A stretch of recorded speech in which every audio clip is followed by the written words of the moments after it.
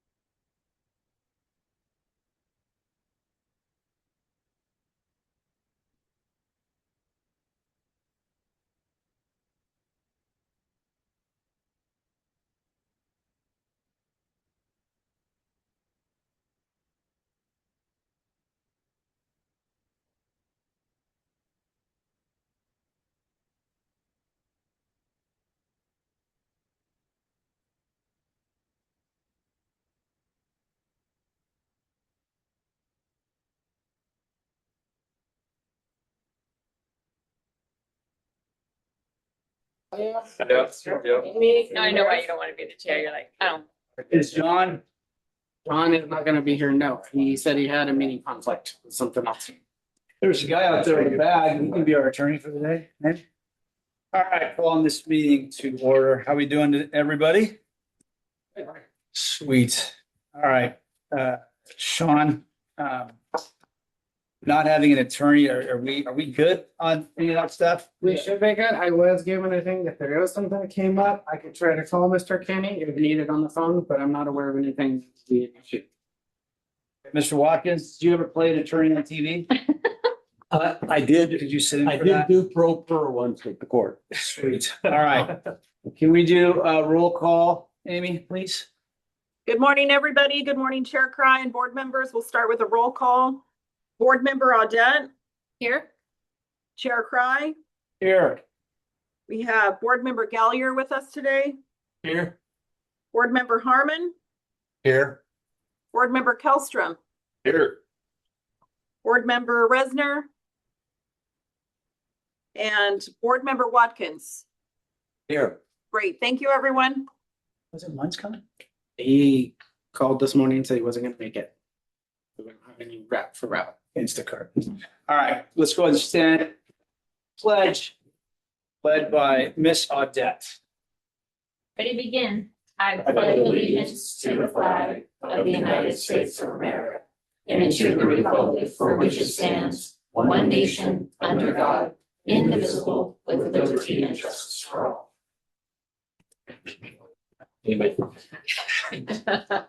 All right, staff introductions. Thank you, Chair. This morning, we have Executive Assistant Amy Lindsay and Assistant Planner Mark Beauregard helping run to this morning's meeting. In the room with us today is Senior Planner Michael Cooker and Jennifer Fallon, and Associate Transportation Planner Moen Kalui. And we also have our CFO, Jessica Carlson, and Campaign Clerk Kelly Irving with us this morning. Great. Did anybody else in the back want to introduce themselves? John Caldwell, City of Reading Public Works, Transportation. John Deeds, Shasta County Interim Public Works Director. Drew Battles, Caltrans District 2. And Anderson graduate. And Anderson. Go Cubs. Anybody else? Yes. Christina Devan, interim director of Reading County. All right, welcome. All right, so Form 5, there's none. We're going to move on to 6, which let's see if it's a 30 to 55-minute endeavor. Public comment, Amy. I do not show any. Chris, isn't that just like that? We should have told the It's like that's like showering after camping. You just feel good. Okay. All right, not that we don't want public engagement though. Consent calendar, item 7. Well, what about here? Maybe somebody wants to make a public comment. I didn't see anybody jump up. Oh, are you going to do? Oh my gosh. Come on up. Is this okay right here? Anywhere is okay. It seems like you guys don't get public comment very often. Well, this is broadcast to tens of people on Channel 9, I believe. That's because we have him. Yeah. He makes all kinds of comments. I have a little speech prepared. Great. My name is Sarah Gorman. I'm the North State Representative for California Consulting. I was born and raised and currently reside here in Reading. California Consulting is the largest grant writing company in the state, and our grant writers have written more than 1,700 grant applications that have been awarded to our clients. Our team has generated more than $1.7 billion for our clients over the last 22 years. We have contracts with more than 250 cities, counties, school districts, special districts, and other public agencies. We conduct grant writing, grant reporting, and grant administration. Our grant writers specialize in writing large federal and state grant applications. We have written and funded the Active Transportation Program, Highway Safety Improvement Program, Local Transportation Climate Adaptation Planning, Sustainable Transportation Planning Grant, and many other major grant applications. Our grants team also writes for Parks and Recreation, police departments, fire departments, economic development, community development, and many other topics. I have some business cards and postcards that I was hoping I could leave with you, and I encourage you to reach out to me so we can discuss grants for your agency. Thank you so much for the opportunity to present to you about our favorite topic, which is grants. Quick question for you. Out of the 1.7 billion, do you know how much of that was local to Shasta County or even just like Shasta Butte? I do not have those numbers. Okay. But I can get that information too. I'd be interested to know that. Yeah. Perfect. Any other questions? And a card.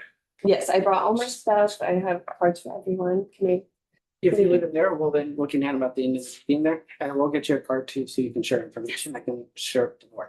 Yes. Thank you for coming in. Thank you. Thank you. All right. Moving on to 7, consent calendar. Anything pulled, Amy? No. Not that I'm aware of. Okay. Sean, nothing's been pulled. All right. I'll entertain a motion. I'll make a motion to approve. Second. Second. All right. Oh, sorry. That's okay. That's all you? So we have a motion by member Kelstra, seconded by member Harmon. All those in favor? Aye. Aye. Passes 6-0.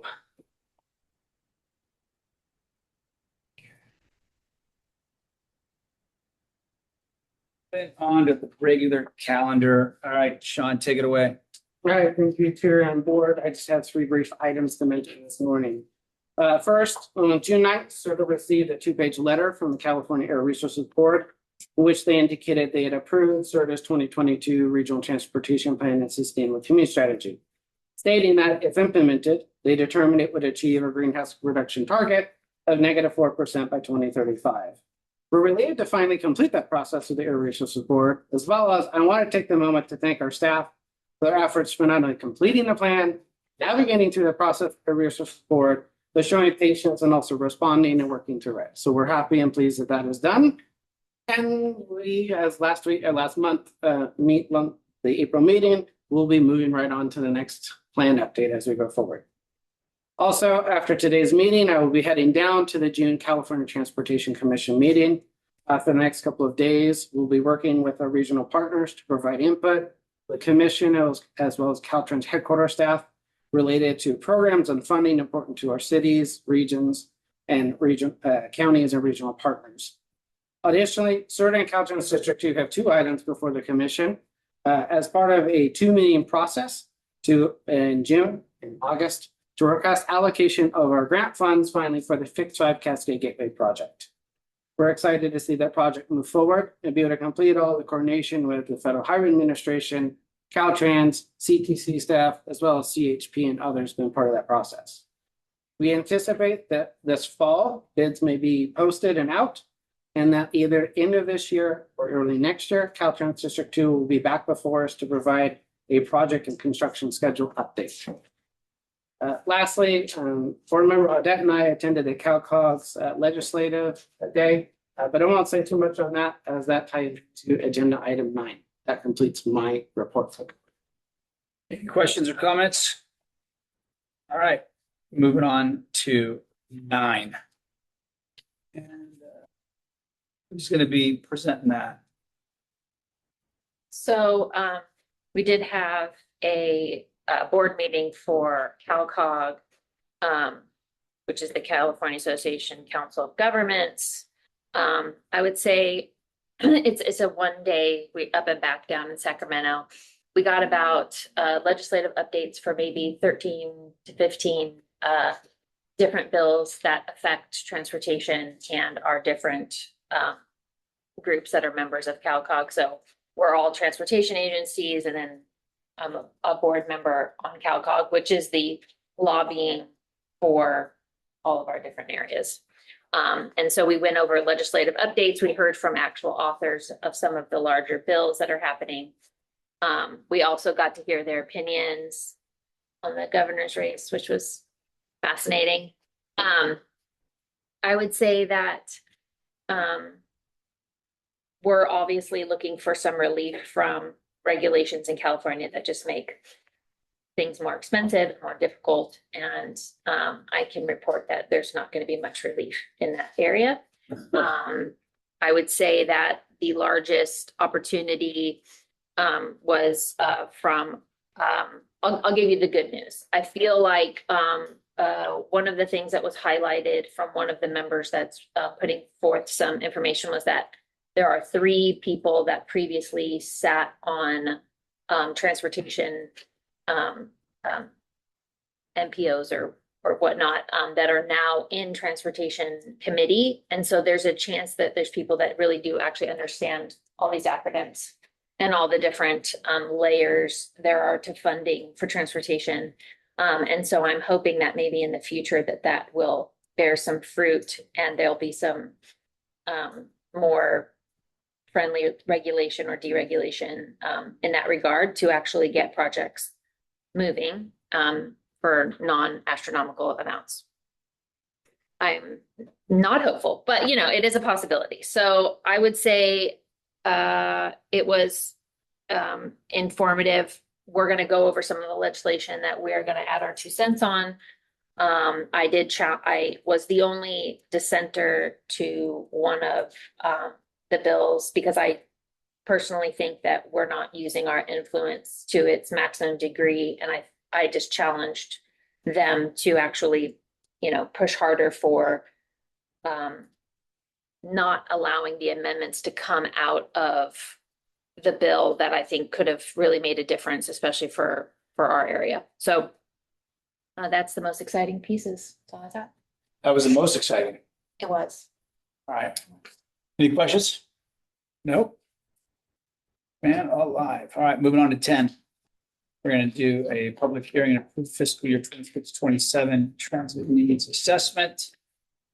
There she is.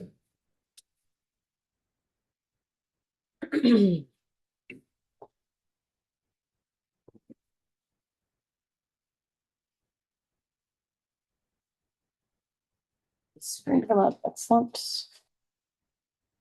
All right, good morning, board members. Jennifer Paul, Senior Transportation Planner with the Shasta Regional Transportation Agency. You'll notice that there are two staff members on this item, and second half of my presentation will be done by Jessica Carlson, Chief Fiscal Officer. We presented at the April board meeting on the transit needs assessment, and this is a follow-up to that meeting. So we first are going to be needing to hold a public hearing to receive public comments on any unmet transit needs. Subsequent to that, as long as the board wants to continue with what the staff recommendation is, we will be approving the 26-27 transit needs assessment and unmet transit needs recommendations.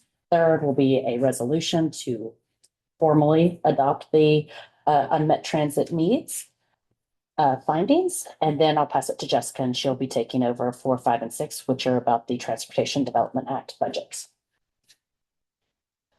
For those that are not here as frequently, I just one short slide about a reminder about the Transportation Development Act. It is California legislation, so these are state legislation. It has two sources of funding that end up in our region and other regions across the state. One of them is the local transportation fund. It's a quarter of 1 cent off of our local sales tax, and the state transit assistance fund, which comes from a tax on diesel fuels. Again, we're going to do the public hearing. We're going to approve the transit needs assessment. To remind everybody, the transit needs assessment includes a review of transit operators, transit demand analysis, the performance of our transit operators, what community outreach was done, and an analysis of potential service improvements.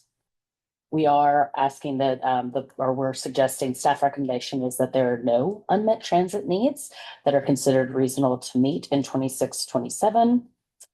And that's my portion of the presentation. I'm going to pass it to Jessica. Stop that, Jessica. I mean, I'm ready. look at that. So I'm gonna move right to attachment E, since we're competing now. Because there's just an image of how the TVA budget is run. We first get RABA's transit obligations. We apply any applicable federal funds that go to operating. Then STA funds are applied. And then what we have this year, like we had last year, is there's no transit obligations that RABA is requesting from TDA funds after those STA funds are applied, which means our full LTF allocation of 9.6 million will be distributed by regional priority. Our first priority is planning and TDA administration, where SRTA board approved activities are funded by LTF, an LTF portion. This year, which we talk about in the report, we have allocated $150,000 estimate for a TDA consultant, which we haven't done before. We want to, we've had some changes in how we are presenting the TDA budget and how we're allocating these funds. So we want to make sure we're doing it the most efficiently for the region. So we put that in as a placeholder. We have not started the procurement or attempted to contact any consultants at this time, but Sean and the other public works directors have agreed that we were going to put that into the budget just as a placeholder to anticipate that possible need for LTF funds. We have a 2% off the top for bike and ped for the region and a 5% off the top for CTSA. These aren't exactly 2 and 5% of the total allocation because of the true up. That's all explained in the staff report. And then finally, we have the remaining allocation fully distributed to the jurisdictions, to other eligible uses, which typically we use for streets and roads. So that informs the TDA payment instructions, which are also included. These are submitted to the county, and these payments are made throughout the following year.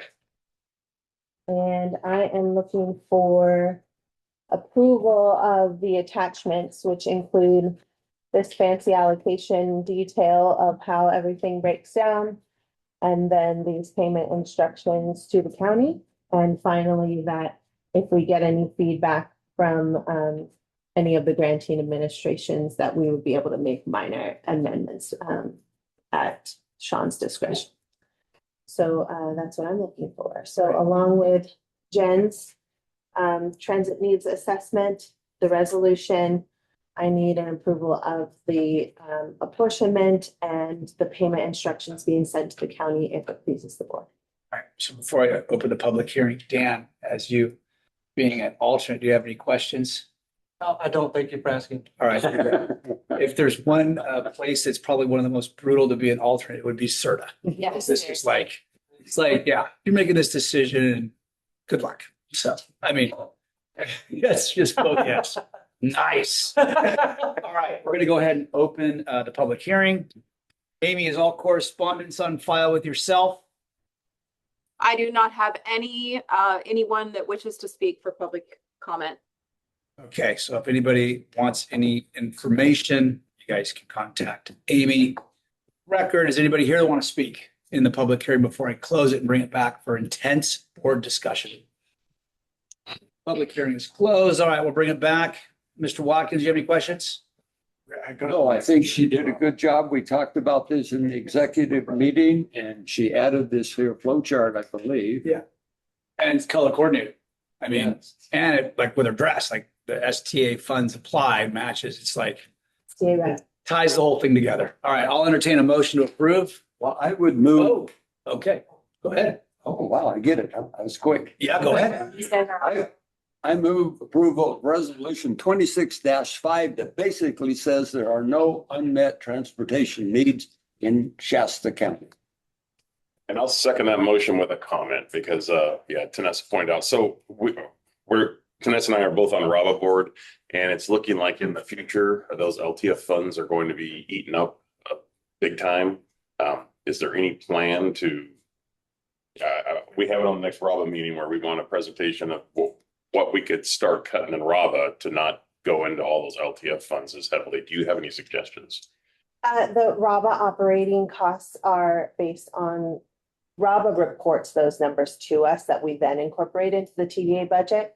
But as far as RABA's funding and how they're going to be doing that, after, I'm assuming you mean the SB 125 funds go out in 2028, they will need to make some. Can you put the other slide up there? The flow chart? Yeah, for the benefit of the other people here that are not on RABA, the remaining transit obligation, basically, if the federal funds applied and the STA funds isn't sufficient to cover our transportation, RABA, which is covering all of our transportation needs, then that remaining transit obligation, it would basically, you flip, the LTF would become, that 9 million goes up to remaining transit obligations, and then you don't get any LTF, which is what all of us get for streets and roads in our cities and our county. So where we would get extra, RABA has been trying to utilize all the funding so that all of the different agencies and cities and county would get as much LTF as possible, because it's been basically subsidized by SB 125, which goes away basically in the next year or two. And so, but by the way, that's not what it was before. So this is normal that that obligation would be higher and you wouldn't get very much. SB 25 sort of gave you this moment to substitute that, but that's going to go away. So it's going to go back to the way that it was, but you should be prepared for that. So if you're thinking about budgets for the future for your agency, your city, your county, you should be thinking about the fact that that's not something that you should be relying on to the future. So that's just something to think about. Now, there could be a million things that happen in between, because, you know, once you fund it, it's very hard to get that to go away. No, But- okay. Yeah, it's just something to just mentally make a note of, that's not something to rely on past the next like 3 years. The other couple of things to add to that, to the questions and also to follow up on board member Audette, there's a couple other things that we'll wait to see is, and on the legislative update, I'll have a brief update of federal authorization. The summaries of information in detail we have right now don't include transit. We're hoping to get that soon, but the small caveat I've heard is that we will see potentially some slight increases to federal transit funds is included in the draft federal transportation bill. That would help offset some of those operating costs. Also, the state is not really engaged in some, ongoing and significant discussions about SB 125 continuation or some other program funds, because they seem to always want to change the name of the program or something.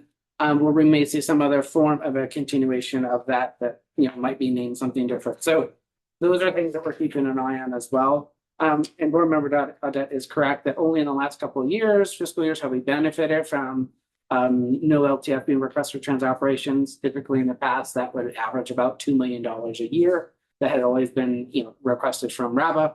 Granted, total operational costs was a different story a few years ago and a little different. So that's one thing we track, but we'll be looking to encourage also RABA to apply for, especially any transit, federal transit, competitive grant funds and everything else, like what we do for Route 299X and others, because the more competitive funds they apply for, that the region's eligible for, that's also going to offset those other costs. So if you put notes on your mirror, you might want to just take that flow chart. So that would be very helpful if you're on this board.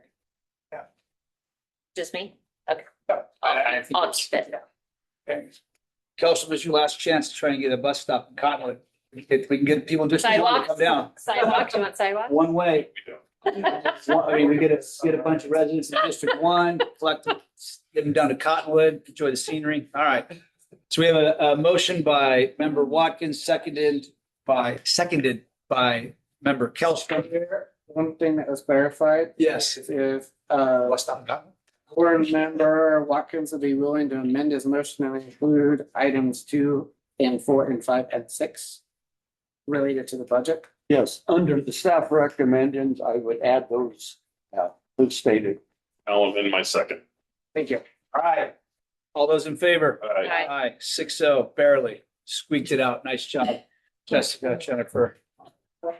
Colors did it. I think they just baffled everybody. That's pretty. All right, moving on to 11, Mr. Williams. Mr. Williams is not here today, and so I'm Laurent Beauregard. Before I begin, you may notice you have a blue staff report with you. When this morning, after the agenda was published, we identified an error in the total funds reported in the draft FTIP. The corrected figures on the blue staff report are the correct amounts in the FTIP, and it brings the funding up to 450 million. Which if you look at your old staff report, it was 429 million. So there's some more funding in there for the region, which is great. And the correction does not affect the recommended action for the board. So agenda item 11 is a review of the draft 2027 Federal Transportation Improvement Program, or FTIP. The FTIP is a federally required document that programs transportation projects with federal funding, as well as projects considered regionally significant over a 4-year period. The FTIP is updated every 2 years and approved by SRTA in its role as the region's MPO, or Metropolitan Planning Organization. It's important to note that the projects included in the FTIP have generally already been approved by their sponsoring agencies and governing boards. SRTA's role is primarily to ensure the program is fiscally constrained, consistent with federal requirements, and available for public and interagency review. The draft FTIP covers federal fiscal years from 2026 to 27 through 2029 to 2030. And programs approximately 450 million in transportation funding. 4.7 million of that is local funds, 393 million is state funds, and 51.9 million in federal sources.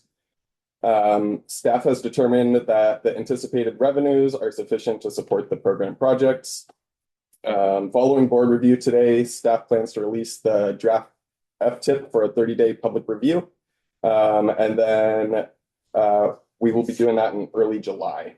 After incorporating any public agency, Caltrans comments, or any comments from the public, the final FTIP will return to the board in September of this year, and then federal approval will happen sometime in December. Staff recommends that the board review and comment on the draft FTIP and authorize the executive director to release the document for public review and make minor revisions as administrative modifications are needed before submitting to Caltrans for review. Happy to take any comments or questions. Sean, when you released that document, Mhm. how many like contractors, people that do a lot of road work, is that something that you ever, as a private entity, ever look at, comment on at all? I mean, most of us are involved with AGC and AGC's pretty on top of all. Yeah, most of any of the comments we receive typically are from our federal state partner agencies that review these to double check any items. or from I just was curious. projects. But no, we've very rarely had any inquiry or questions or comments from the developers, construction industry. or the like. Yeah. So, District 2, Uh-huh. which is Caltrans, this area is District 2. The coast is District 1, and then everything else heads south after that. You telling me that? It's like, so District 2 though, you'll hear this pretty broadly right now. There's just not a lot of funds. Here, not much projects. It's like kind of dead in the water. Is a lot of those funds going down to the Olympics in LA, getting ready for that, or do you know what? Not too familiar with, I actually, Tammy, if you don't mind jumping in, I'm not too There's a familiar. little rumor I've heard, and maybe it's unsubstantiated, but Thanks for the question, and I will give you as best answer as I can and happy to talk about it further. There's actually the same, if not more money. There are more safety projects and more director's orders. So if we have $100, we typically have more to spend on roadway projects or bridge projects or for anchor assets, culverts, and traveler information. We've had such an influx of safety and director's orders. And I'm going to give you an example. The Whiskey Creek Bridge had joints that failed. That became a director's order to the tune of over $100 million. What happens is it's like the cream on your milk is the DOs, the director's orders, and the safety are coming right off the top, which makes less available for maintaining our pavement and our bridges and our culverts and our travel information. Those are our 4 anchor assets that we have an obligation to use our major funding source, which is the SHOP funding. It's not that there's any less money, it's that the money's being used differently based on the need. As far as LA 28, which is the code name for the Olympics that are coming down south, that was a line item in the budget and is not taken out of the SHOP budget that we get apportioned across the state. LA 28 is the code That's the word? code word.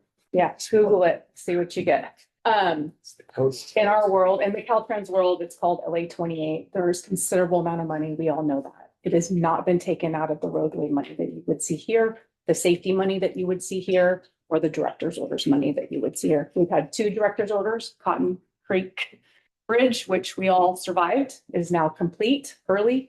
Thank you for sitting in that traffic control. That bridge is no longer at risk and the joint seals have been fixed. And that was a miraculous to get that done soon.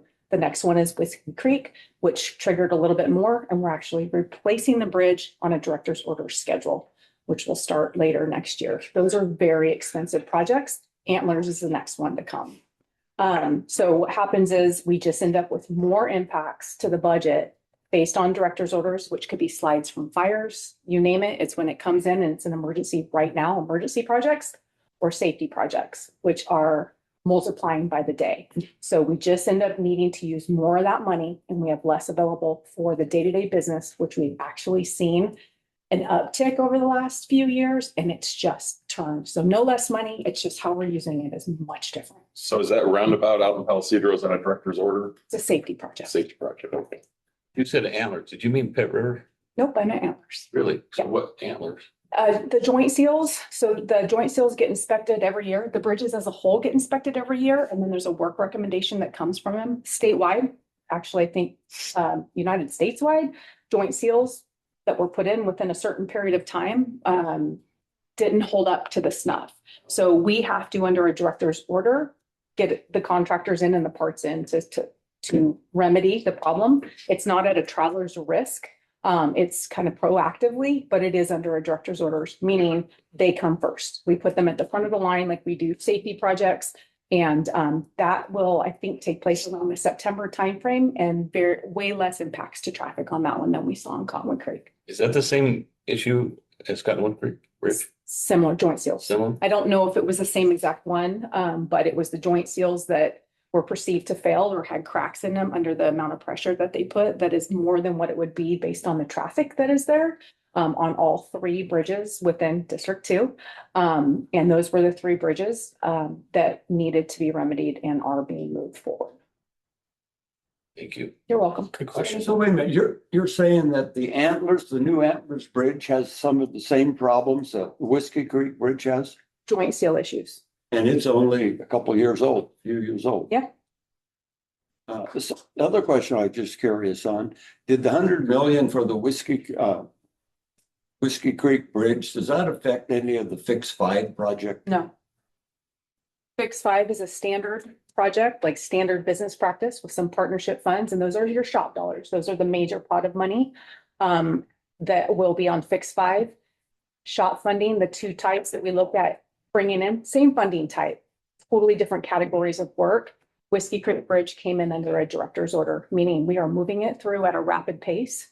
And instead of just fixing the joint seals, because we already had the Whiskey Creek Bridge program for replacement just in an outer year, we accelerated the replacement and we're doing it all on the up and up. You can find it all everywhere.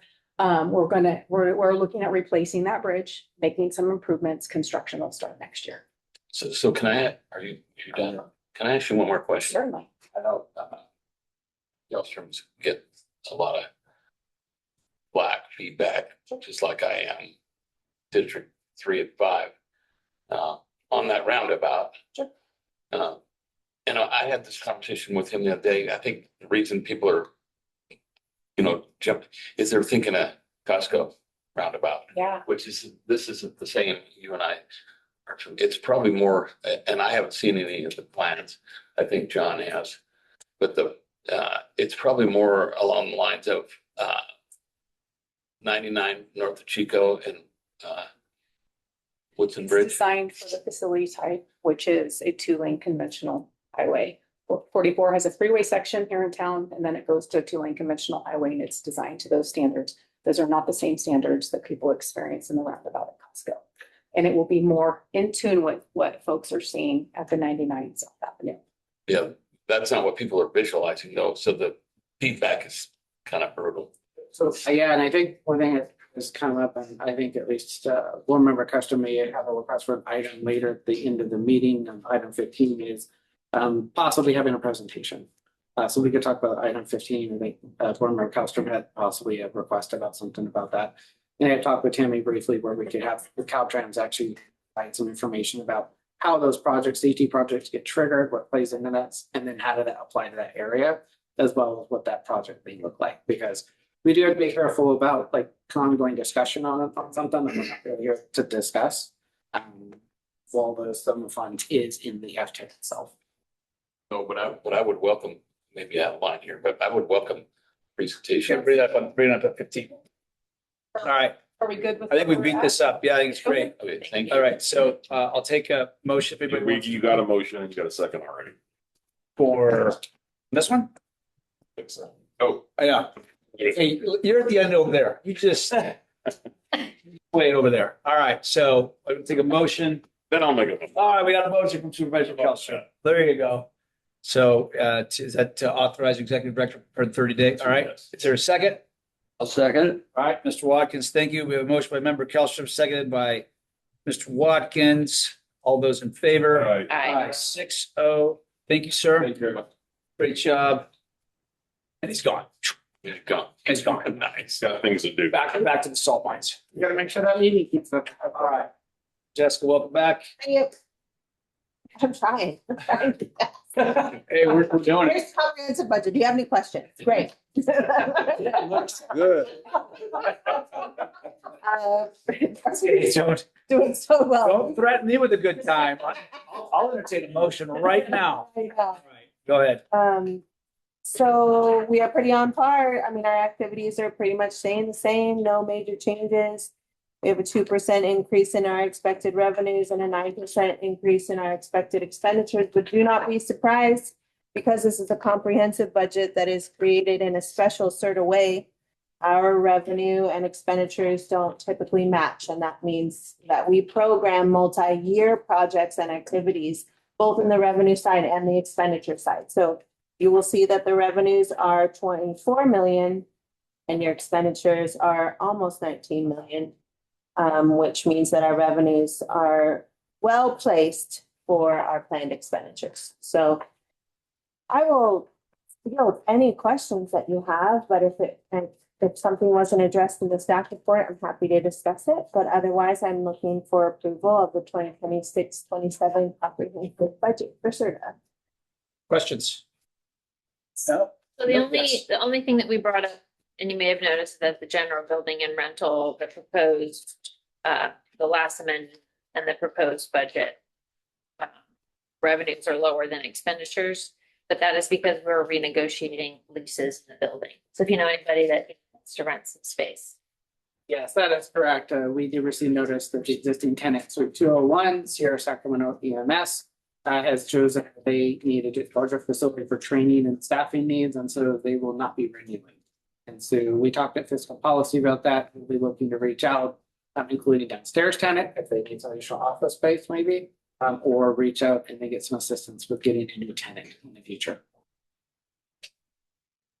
How many square feet is it? 612, roughly just under 600 usable space. It's roughly about enough space for 3 people, and then there's a closet for IT type service. So also, if you have anyone you can think of, because I know at least in the past, our initial client was Shasta and they were referred to us by board members in the past. So if you happen to be anyone also, send them my way. We're making some changes on LAFCO, actually, with our executive team, so that's a possibility. Okay. Worth mentioning. Would you suggest that we reach out to their director? I think we have a meeting next week, don't we? Yeah, and they're gonna get, I think we're gonna get. Yeah. I don't think Yeah, it's a ever. new administrator, so. Oh, next week. Yeah. Yeah. Yeah, I don't think there's ever any drawback of being proactive. Yeah. Right. They're gonna check on it. Meaning, we're not sure, who you're gonna tell them to talk to. That would be the only issue, is that it has to get voted on, and then they can tell you who to reach I'll out. wait for an update. Yeah. Let me know. Jump the gun. Person is first. Yeah, that's the only reason to say that. It's just because they haven't decided yet. All right, so I'll make a motion that we approve the fiscal year 26-27 comprehensive And budget. I'll second that. Any other discussion? All those in favor? Passes 6-0. Yeah. All right, moving on to 13, legislative update. Is it Sean, this is you, correct? Yes, sir. Chair, this will be me. Staff report outlined a number of items. The first couple are more just updates. So I'm not going to discuss those. I think they're clear across the board. I first want to discuss Senate Bill 1087 and give you an update on where that is at. SB 1087 is for those who have not been with us for discussions last few meetings. The bill proposed by Senator Cabalden to modernize Senate Bill 375 requirements. The staff report outlines several updates. Now, what I want to clarify of what is in the staff report related to these and what we will talk about is that it's not currently in the most recent amended text. Some of these are updates based upon meetings over the last 2 weeks, of which I've sat in and been a part of. And so these are ongoing things, but they are told to us by the senator staff and through those discussions that they will be included. But they're not there yet. They're not there yet, but they will be included in amended text. And I'll have an update about that as well, because the bill has not moved forward as we expected it will, and I'll explain why in a minute. But a couple of changes that we have is that the greenhouse gas targets text is reverting back to just applying to passenger vehicles and light duty vehicles instead of all vehicle types on the road system. So there's a discussion about that, and essentially a lot of different groups decided, we're just going to keep it as it is for the targets. So, Sean, how does that affect trucks in the future? So in terms of trucks in the future, it doesn't really affect anything. What it does affect is the fact is twofold. One, it means we likely wouldn't have much of a reevaluation of what our target would be, because we're not adding additional vehicle types for the Air Resources Board to have to relook at that and reevaluate if there would need to be changes to the targets. Also, though, it also means that any of the efforts we're doing or supporting or taking place in the region, whether it's by our government fleets or private sector, that are taking things to move to zero emission vehicles or alternative fuels, we can't get credit for any of that as well towards the greenhouse gas reduction targets. So that's how that applies. The other items that we have is that it was announced at the meeting by Senator Cobalt himself that he was removing the CEQA exemption for the plans. Essentially, that came to surprise to many, including the bill sponsors, the big four. The way I read it is that, and this ties into why the bill has not gotten to and been heard by the Assembly Transportation Committee, is that there are negotiations going on behind the scenes between Assemblywoman Lori Wilson and her staff, the California Business Industry Association, or CBIA, with Senator Cobalt and his staff, and the big four agencies and their legislative lobbyist groups. Essentially, the CBIA has a foothold on the bill and their input. They have raised significant concerns, albeit a surprise to most, including the MPOs, even environmentalists, that the CBIA cared so much about CEQA and the CEQA exemption. But they have essentially raised an issue, and they have Lori Wilson's ear. And so that is what is going on behind the scenes right now. We anticipated initially that the bill would be heard in committee on Monday. That did not happen. It was essentially postponed. So that is part of what is going on right now. It could be possible that the Assemblywoman would not even bring the bill to committee, which would kill it. And it would die there. So we're waiting to hear what the updates are. I am aware that CalCog staff are involved in listening in conversations and providing the entire all MPO's perspective on this, but we will wait and see. The other things that were included were some revisions to CARB accountability. So I think these are some positives. The language that was discussed was that CARB would have to do one workshop in each region when they do their target setting. So they have to come here, do a public meeting. Everyone has an opportunity to comment. Also, the review period is for CARB's review of our RTPSES would not get extended through this 200+ days process. Essentially, language will be updated to have a two-phase review process. When we submit all the documentation and adopt our RTP, then CARB has 30 days to review and determine if they feel that they're missing anything. If they are, they must send a letter to the MPO asking for additional things they would like. The MPO then has whatever time needed, 2 days, 2 weeks, 2 months, to put the information together they're asking for, submit it to them. At that point, CARB has the remainder of the 60-day review period to complete the review and either approve the RTPSES to say, yes, it's going to meet the target. No, it's not, and they feel that there's missing information and why, and it must be very particular, or they cannot comment at all. When the 60-day period is ended, the RTPSES is adopted and considered approved at that point. Those are some positive elements out of the planned amended text. The challenge part right now is waiting to see what the actual language that we include the amendment, and then we have a chance to comment on that. Essentially, what the legislative process is, they did away with some of the COVID stuff where you comment remotely, and their requirements to provide comment are 7 days before the bill goes out, but that's hard to do when you don't get to see the text to comment. At this point, with what has been discussed so far, and pending whatever other language we may see if an amended bill goes before the Assembly Transportation Committee, I would have the position that we should adopt a support if amended position, because I think the CEQA element is a significant one, as well as to request that as part of the CARB oversight process, that a representative from the smallest 6 MPOs be included on the regional targets advisory committee as 2 items for amendment. But so I will stop there on this, entertain discussion and questions before we move on. So the biggest one is Senate Bill 1087. You support it if it's amended. Correct. At this point, I would say the best position is to take support if amended with those issues. If they come back and the issues are too substantial in the amended text because we're not part of those conversations and they don't support what we do, then we would turn and say oppose if amended or outright oppose it. So that just, would that come back at our next one, or is that, I mean, how would we, well, what would that motion look like to? I would say I would need direction from the board to just be able to take that pivot if needed in consultation with CalCog. I mean, I'm fine with that. And with board member Audette. I would. Yeah, I was just going to defer to Vanessa because I know that she heads those. Yeah. Well, You concur with that? no, this is the one that I opposed, and I was the only one that opposed it. Because I don't think that it does it had some good things in it, but it capitulated on the things that would make a big difference. CARB is an unelected, unaccountable group that is driving most of, the cost and decision-making in this transportation world, well, in many worlds, Build too much power. housing, everything. Well, and they're unaccountable and they have wielded that power with impunity. And like when we're talking about this 30-day review, like it took 2 years for us to get they have 30 days to approve our sustainable community plan.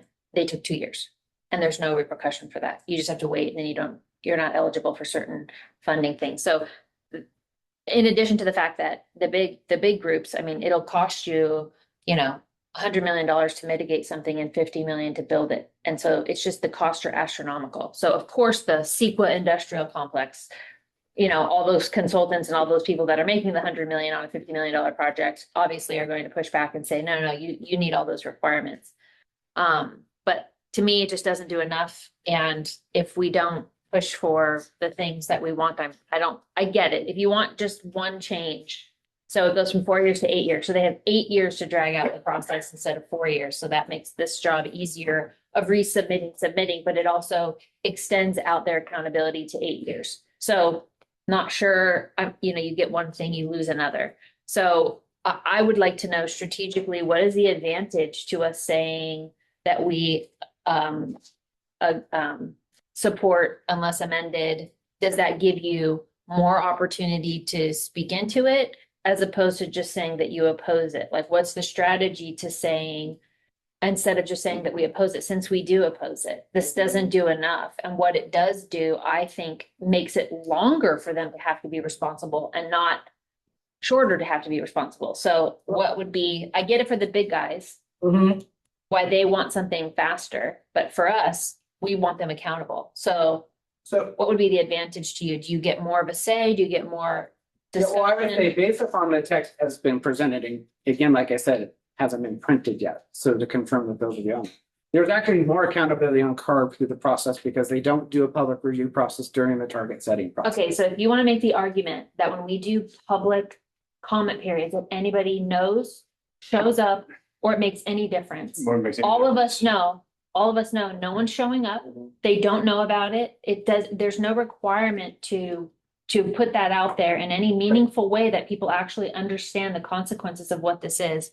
So just holding a public meeting to me is saying that you're giving transparency, but we know that that's not a great function of actually having it. And the people that show up are all you guys that do this for a living all of the time, and you're limited into to the aspect of which you can actually chime in on that. So the very people that it matters to that don't understand, it's because it's 25 steps before it ever gets to the part that bothers them. So meaning just the cost of everything.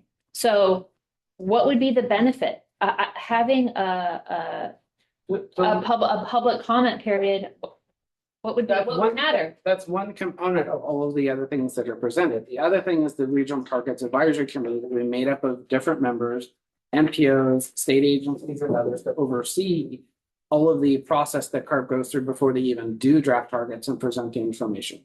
So But again, if they say we don't care what you say, then what's the repercussion? So then the other component they have in there is that the CARB board will actually have to hear everything, which has not been part of the process.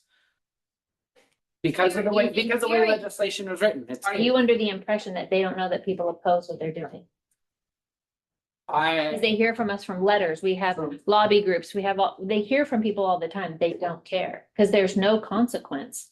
Which is why part of the bill was to move things to the CTC to allow other agencies to sort of create some accountability, and they took it out of the bill. Right. Yeah, that was taken up. There has been discussion, and this has been part of the other conversations with other folks.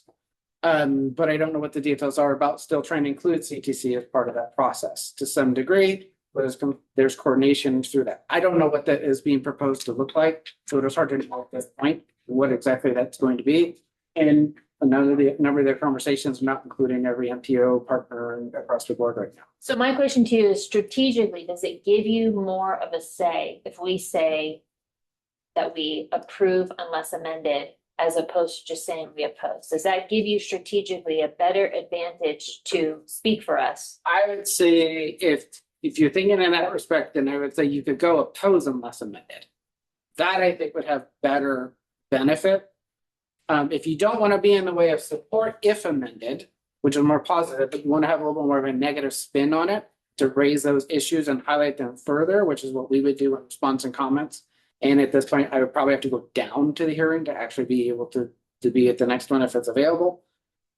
If they have it, having opposed if amended allows us to highlight those issues and at least have those considered and discussed. Now, whether or not the legislative folks in the committee care about it, I can't tell you whether they will hear it, but at least it would give us that avenue through the process as an agency. And I think that would be a better approach than just say oppose. I think compromise. That's what I'm looking for. I'm I just like that. figuring out what's the best strategic way to do that, because I know that had we, even in CalCog, everybody said, yes, there wouldn't have been those further discussions, but then, and then of course it gets worse. Right. It just keeps getting worse. They keep taking out more. And so if we don't oppose at any level, then you can't mitigate for the things that we're opposing on.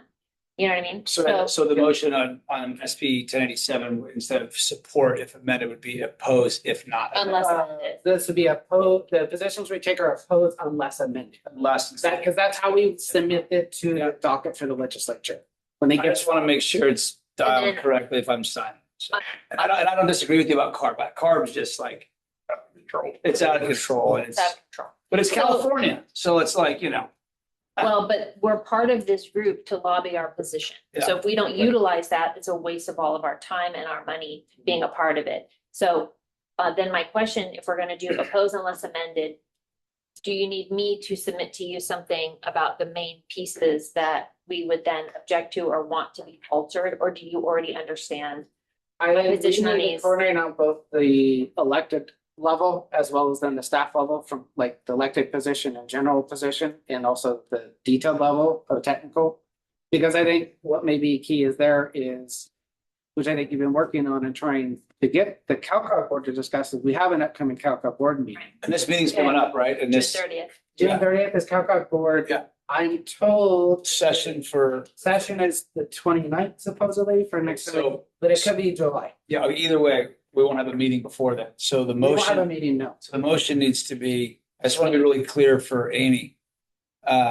That oppose unless amended, and member Audette will work with Sean on that language. Yep. Yes, that's what we hope for on that item. So I just want to make sure we get it. That was going to be one that was going to be, Is there any chance they'd ever amend it where it'd be good? There's possibilities. Yes, there is that. It also could be, like I said, that currently if the other four major groups in debate can't reach an agreement, the bill could die. It can never make it to Assembly Transportation Committee. If Lori Wilson doesn't hear it, the bill dies.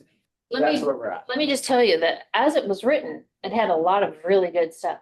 And I would have supported it. it's just a couple of. But what happened is that in the amendment process, they took out all the very good parts, and then they wanted us to still support it. And it's like, no, fight to keep it. Why are we immediately rolling over? So it's almost like oppose unless reinstate. Yes. Come on, Greg, we As a just got matter of this fact, written out. That's a much better way to All say right. that, but yes, amended to actually Yeah. be as the author intended it. Because and maybe that's your more simpler way, is to encourage. To return to the original document. You wouldn't have to write much if you That's said right. oppose unless you reinstate what you took out. Yeah, and I think it's post the environmental committee's amendments is what we all supported.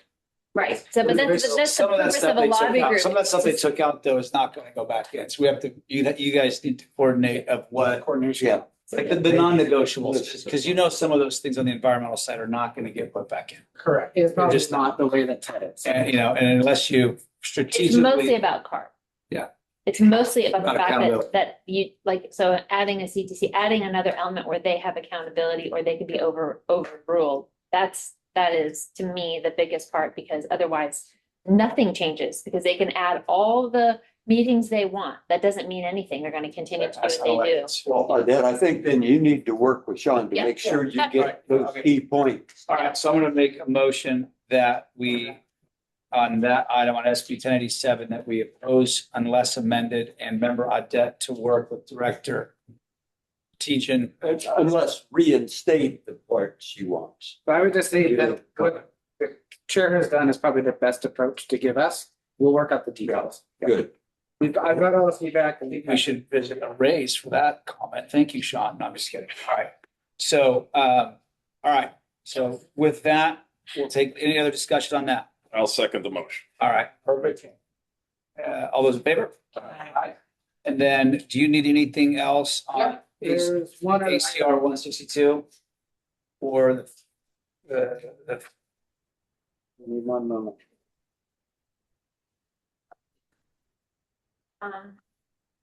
I'm supportive of We're not supporting this. We're not, not sustainable aviation fuel tax. can I, Yes, we can go back if you want. are we doing something about that? Are we? Sustainable aviation fuel? Yeah. No, it's out of our hands. Okay, well, guys, I just want to make sure this is like a very, okay, so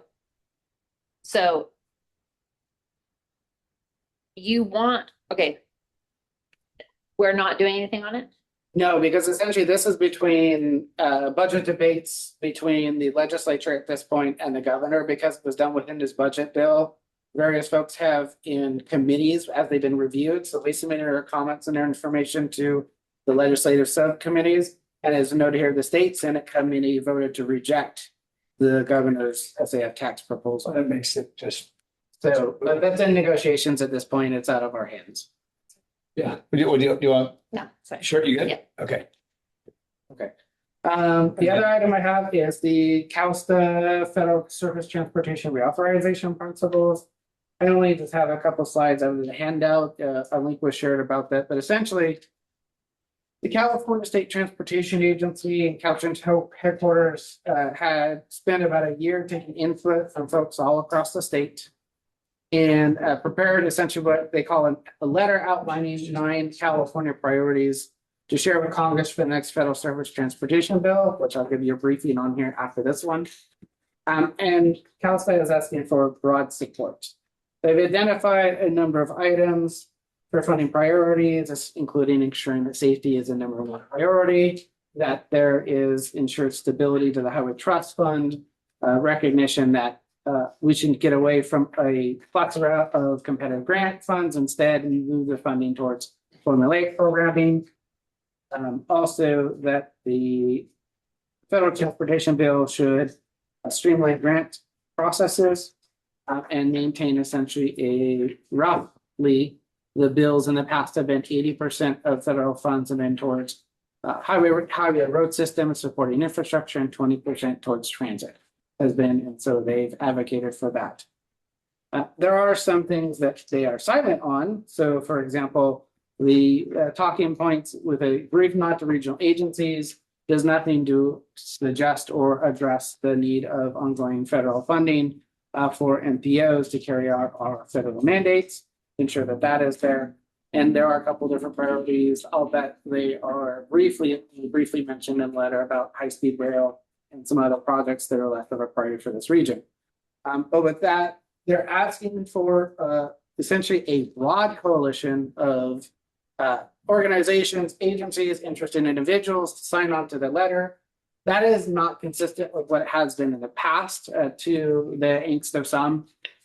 Usually in the past, it was a collaborative effort between CalSTA, Caltrans, the MPOs, RTPAs, and their cities and counties to really refine the process and sign off on it. Versus now they're asking essentially for anyone and everyone. So there might be folks signing on that we don't disagree with, but I want to leave it for the board. If you want, you can direct me to go ahead and sign on to it. I don't think there's really any harm to sign on to the bill. It is electronic signature process that they have, so I would just go through that and fill out their form, submit our logo if that is at the pleasure of the board. Any thoughts about that? I don't know. Yeah, I mean, I don't personally have a problem with it unless someone else can. That's fine. All right, so I make a motion that we allow Sean to do that. I'll second. Perfect. All those in favor? Aye. Perfect. There you go, Sean. And then Tanessa had one other. Do we need to do anything on the ACR 162? No, we have submitted our We comments. submitted our We comments. submitted our comments at this point. Both the Assembly and Senate have concurred It's just going through the legislative process, so eventually ACR 162 is heard by the entire floor. And when that's done, it'll be passed. So we anticipate next month, roughly, what we're thinking is whatever gets to the process. And then you'll update us on when that's actually happening. Well, yes, exactly. Eventually, I think it gets signed by the governor as well. But can you let us know the date when they decide? Yes. to dedicate that? Do you know when that would even be, ballpark? Would they move quickly to do that, you think? So there's two components. One is designating the route. The second one is a directive to Caltrans to actually then receive donations to be able to then do the memorialization. So that may take a little bit of time, depending how quickly they receive donations, and then they put the signage and do everything. So, And I do know the CHP usually does. They usually have into that. so what we'll do is we'll continue to track, stay in communication with our district and staff partners as well to see how that goes. And then we'll provide an update when we know. Perfect. Okay. Great, thank you. Okay. 14. I will have a short briefing. I'm not going to go into all the slides from the Association of MPOs, but I did want to give you a brief update since we actually have some information of the next federal transportation. The caveat I will include right here, though, is that the bill is only through one section of the House. And so there's a lot of other steps to go through, but I'll give you an idea of where we're at. And I want to thank AMPO for their assistance, for regions, for providing a slide deck for us to modify. But the next federal transportation bill is likely going to be called Build America 250 Act to celebrate the semi-quincentennial of the country, as well as the next multi-year bill related to everything that is taking place. We'll talk briefly about what reauthorization is, what's in the act, where the process is, and key provisions that I think are important to our region. For reauthorization, essentially that is where Congress goes through periodically every 5-6 years to reauthorize a multi-year federal transportation bill for all of transportation. This includes both identifying policy items as well as funding levels for highways, transit, bridges, safety, planning, and the like. Usually every 5 years, often because it's debated, there are delays in the process to approve and extensions, and it does look like that is likely going to happen. I will mention briefly at the end what that means. And then this is an example of what some of the prior bills have been back to 1998 and when they were passed. So the Build America 2050 Act, the Transportation Committee says it's building unraveled infrastructure and long-term development for America. Why it's important. Our existing bill, federal transportation bill, expires September 30th. And so that would be this year. With an extension, what we would like to see happen is under the existing federal bill, formula programs will continue to be funded at existing levels, but many of the competitive programs that your jurisdictions may apply for will probably not be made available until the next bill is provided. So that's where that may change. Right now, as the draft text stands, the House Transportation Committee has essentially approved a nearly $581 billion bill for all things transportation. We're going to talk about highways only, but that $591 billion is supposed to include aviation, FAA, rail with Federal Rail Administration, et cetera. So when we look at some of the numbers in the slides that you have, know that that's why when you're seeing some of why they're much lower is because it's all those other organizations. Right now, it is the way it's proposed, we estimate a 4% overall increase. The Highway Trust Fund actually would cover $404 billion of it. The key part there is that means that more money under this bill would be already under automatic reauthorization every annual year. The current annual reauthorization total for the 5-year period is on $360 billion. And so that is what is changing.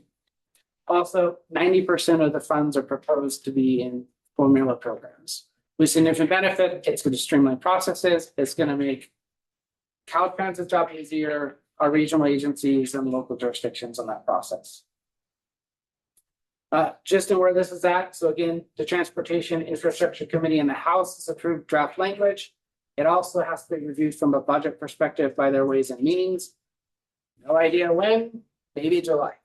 And then there is no companion text in the Senate side. So because essentially you get a House version, a Senate version, and then there's all these negotiations that take place. Senate hasn't produced anything. They had said June, we're nearing the end of June. Now it looks like July. In terms of process, why we see an extension is with the way elections go, midterms. Congress is in recess in August, so then they only have September to come back. So that's what we're likely going to see. Some just key provisions I'll mention. On the highway side for Federal Highway Administration, we're looking at an estimated 293.94 billion. The bridge program is estimated at 56 billion. And then also is some 9.3 for the federal lands. And the slide shows roughly the amounts each year for the next 5 years. Again, 90% from the funds. MTOPL funds are also showing to increase for planning activities. A 9%, almost 10% jump for next year if passed. But also want to mention that even with that jump in the additional amounts, planning funds will still only represent 1% of the total side of the Federal Highway Administration side of funds that we have. The increase for local regional shares estimated to go up a couple percentage points to 22%, just in mostly formula program funds. I think a key element for us and what we may see is one, the local natural permit goes down. Currently, we have to match at 20%. Instead, it would drop down to 10% is what is proposed.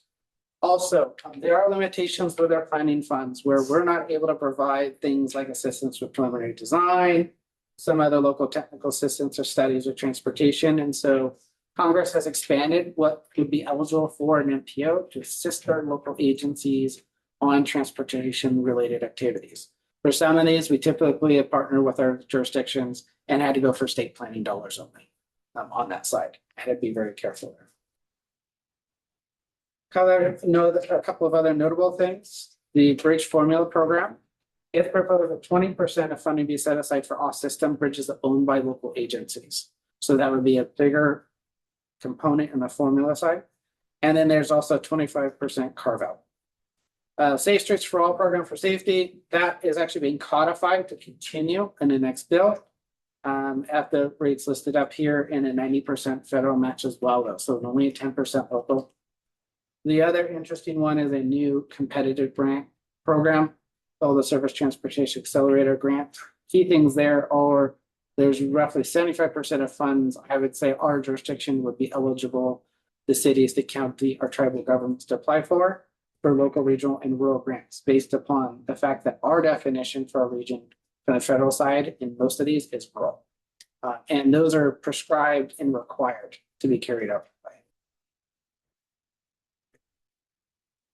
And then potential funding, I see slight increases based upon what's presented. We receive about over 1.1 million in planning funds.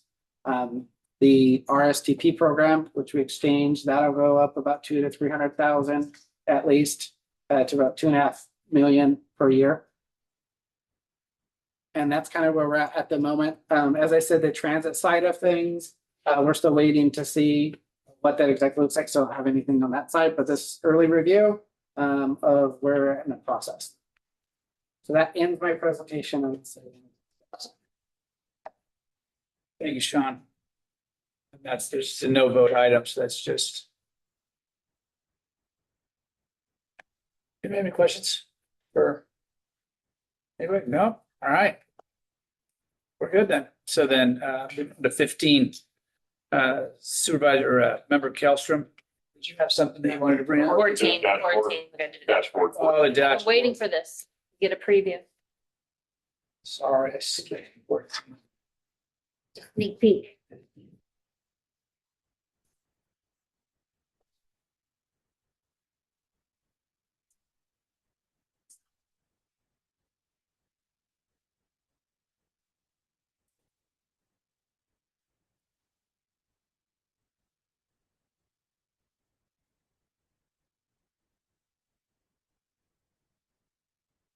Good morning, all. I'm Moin Ali, Associate Transportation Planner here at SRTA.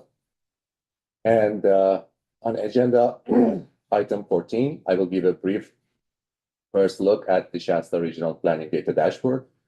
I will cover what the dashboard is, who it serves, how we got here, what information it shows, how the data are reviewed, and what comes next.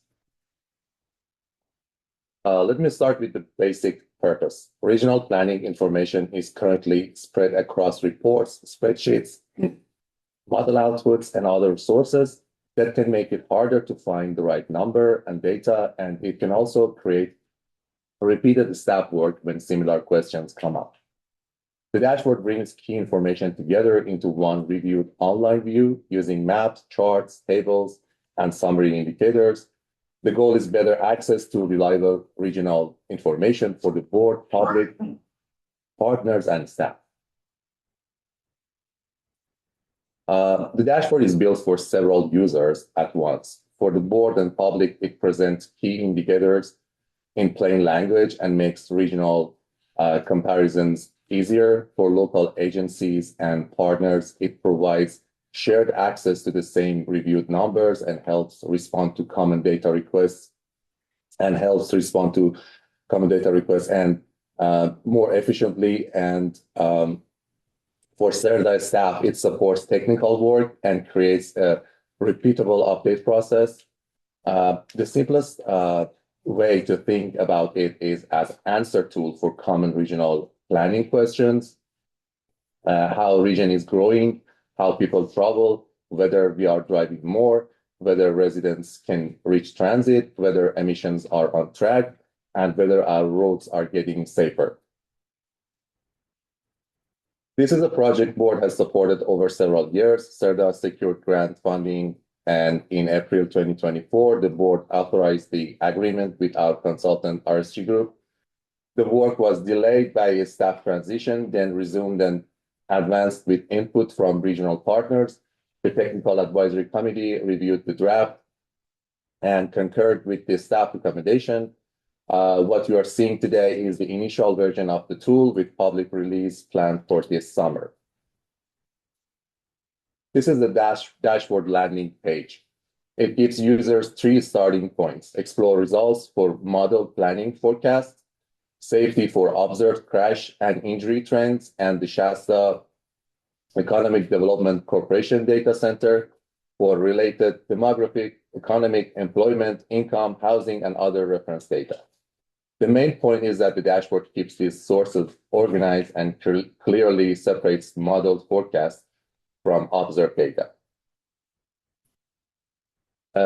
Explore results is where users review model planning data from Shasta SIM, our travel demand model, and the adopted RTP. The first topic in this section is people and jobs, which shows population, households, and employed persons over time. Users can filter the results by geography, such as the region or individual jurisdictions, and the map shows the same information by traffic analysis zones. Users can also compare different model years to see where growth and changes are occurring across the model area. The travel patterns section focuses on how people travel and how much driving is modeled across RTP years. Users can view total vehicle miles traveled or vehicle miles traveled per person, filter by geography, and map the results by traffic analysis zones. This section also includes trips by mode, trips by purpose, and work from home or telecommute measures for the region and jurisdictions.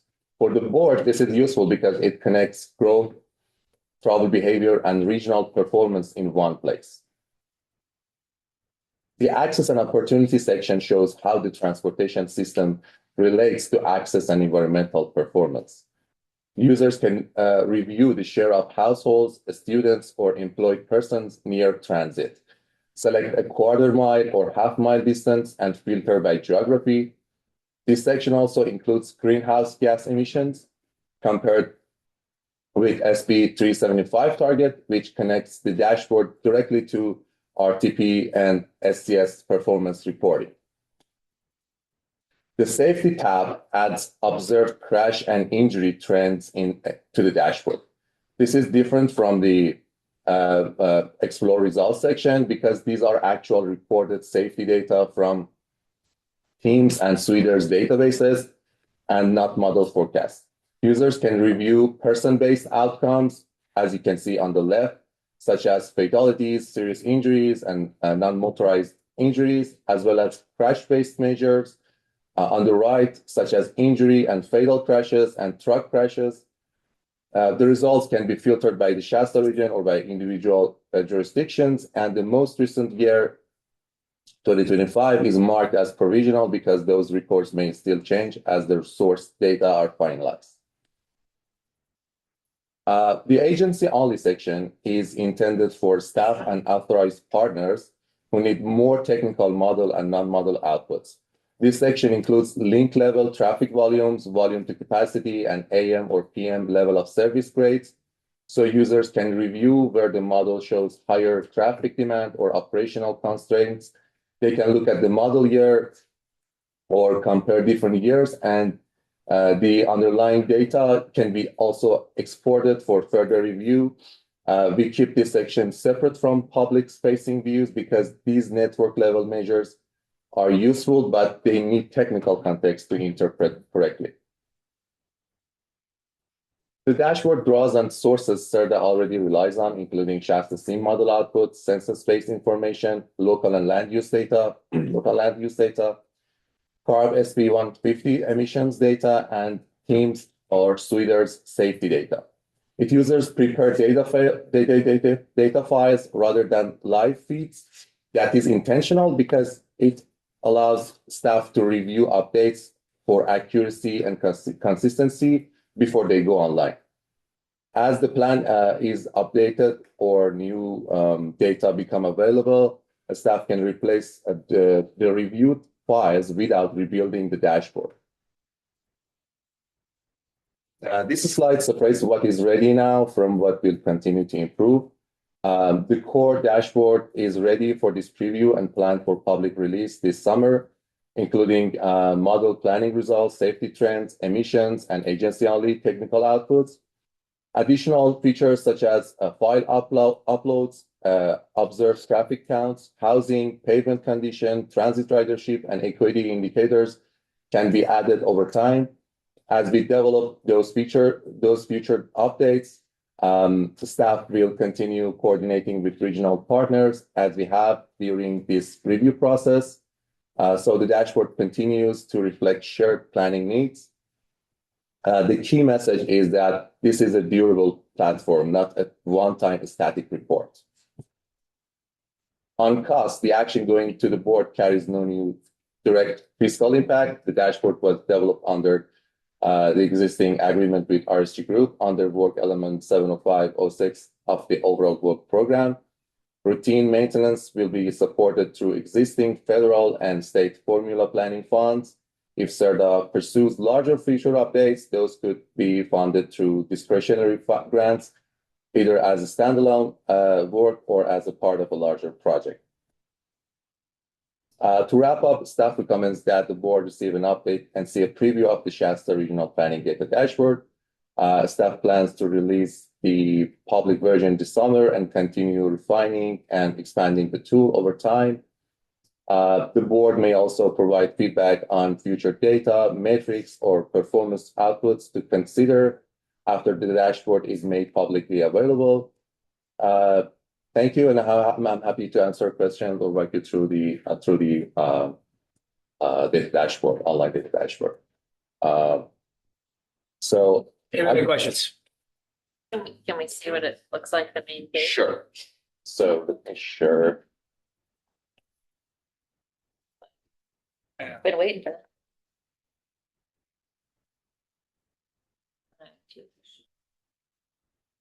So this is the landing page of the data dashboard. No, I'm not seeing it. Okay. You can see. Yeah. So This is in a test environment right now? Yes. But we have all the data actually, but we can expand that with the newer data as we move forward. So this is the landing page. As you can see, we have 3 cards here. Explore results is for the model outputs and forecasts for the region. this is like the second part is the safety trends in the region. And the last part is the Shasta EDC data center for the actual data that we have in the region. We didn't want to duplicate the data so that people can use that as a reliable data source. So, for example, for the model data here, you can see based on the 2022 RTP. Here we have like background about the model, about the acronyms. Everything is here described. And also they can submit their travel model data request form here. You have a summary table here for all the metrics from households, population, employment, VMT, and transit access. And also here in this topic, you can see we have we can have metrics such as population, households, employment. And we can filter that by geography for Anderson, Reading, for Shasta County, Shasta Lake, and for the whole region. Also, it can be mapped here, the population of households and employed persons by different years.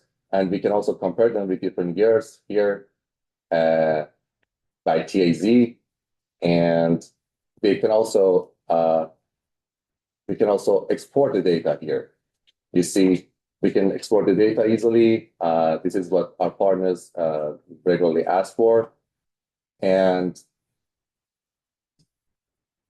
also the travel patterns you see here. These are the trips by purpose in the region and trips by mode here. Can I ask a question, Sean? Are we able, if this is a testing environment, is there going to be like logins, or is this just going to be? So it's in test environment while the staff are working on it, and we've had it send it to our regional partners. But then it will eventually be publicly available. You won't need a test to log into it. So when does it get pushed live? My question is, can we just get a link of this? Okay. Yeah, Let's just do. probably next month is what we're looking. So the user for this is not the public necessarily. It's for people that are in this world, because like no public person's gonna know what the heck you're even talking about if they look at that, or know what they could access or what would be valuable to them. So you'd have to sort of already be in this world. I mean, this is great information. It's fantastic, but it's certainly not user friendly to just the public. They would have no idea. Like you immediately use an acronym that they'll have no idea what that is. RTP. Half this board doesn't know what RTP stands for. Yes, so that part. So I'm just saying, like, so the end user really isn't the public necessarily, although it is available to the public. But it's really for those people in this world. I originally that thought are this was going to be more public facing. Yeah, which is fine. It's just good to know. That's why I kind of wanted to look at what it was and click on it, just so expectation. Instead of going through slides, it's just like EDC, and that's what the EDC data tool. I mean, it's really my friend, not like Nobody uses that either, but Well, it you can is super valuable, but for employers. So we're working, that's part of it. We have some things of having to get stuff out, especially because like our partners don't use the travel model software, or some other things and stuff they need. So yes, this is a little more agency partner specific, but we will be working on better general public user interface, especially as we report through the performance measures information and getting. I mean, it would probably be valuable if the public was coming maybe to figure out frequently asked questions by the public, and then have that as a button, like, are you interested to know this? And then you can click on it and you navigate them through, some of those ways to figure out what it is they're looking for. So I know that you did vehicle miles traveled. It also does level of service. So you can look at both. Yes, in the agency only, it is in the agency only, we have level of service for different years.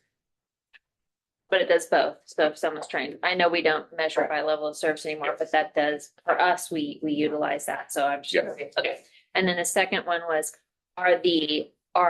is the data cited in each of these? If you're looking at data, will it have the citation of where it came from, or is this a general citation that's implied? Yes, we have information icon for each part. Perfect. So yeah.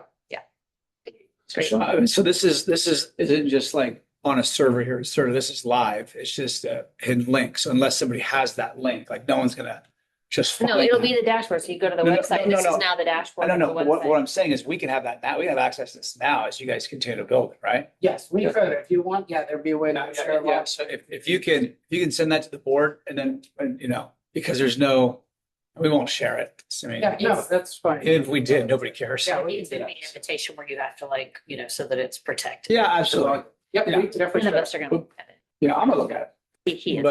but I'm not gonna go through the slides like this. Like, all right, perfect. Any other questions? It's good.